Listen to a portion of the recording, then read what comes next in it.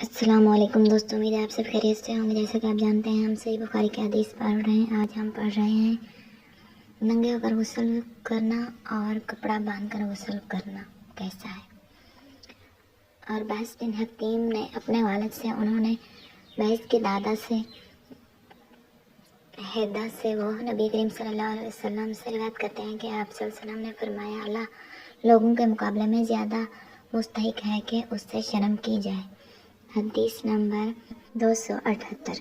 ہم سے اسحاق بن نصر نے بیان کیا، انہوں نے کہا ہم سے عبدالرزاق نے بیان کیا، انہوں نے حضرت ابو ہریرہ رضی اللہ تعالیٰ عنہ سے، انہوں نے نبی کریم صلی اللہ علیہ وسلم سے کہ آپ نے فرمایا، بنی اسرائیل ننگے ہو کر اس طرح نہاتے تھے کہ ایک شخص دوسرے کو دیکھتا، لیکن حضرت موسیٰ تنہا پردہ سے غسل فرماتے۔ اس پر انہوں نے کہا کہ بخدا موسیٰ کو ہمارے ساتھ غسل کرنے میں صرف یہ چیز مانی ہے کہ آپ نے خصیے بڑھے ہوئے ہیں۔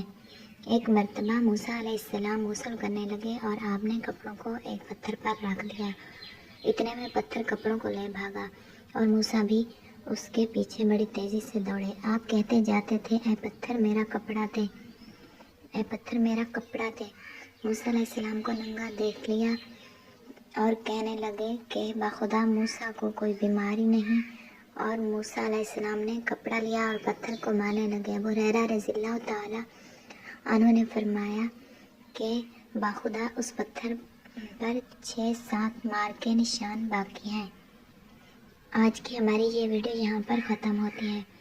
ویڈیو پسند آئی تو لائک کر دیں، چینل پر نئے ہیں تو چینل کو سبسکرائب کر دیں تاکہ اسلامی کتابوں کی تمام ویڈیوز آپ تک پہنچتی رہیں۔ ہم اپنی اگلی ویڈیو کے ساتھ پھر آپ کی خدمت میں حاضر ہوں گے، تب تک کے لیے اللہ نگہبان۔